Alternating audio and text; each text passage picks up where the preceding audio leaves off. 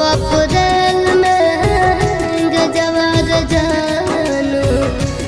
मई में हो तो महर जवा रे जानू करली है काठ के कर जवा रे जानू करली है काठ के कर जवा खाके सल्फाइड करब सुसाइड पढ़ली है पेपर में खबरवा ये जानू मर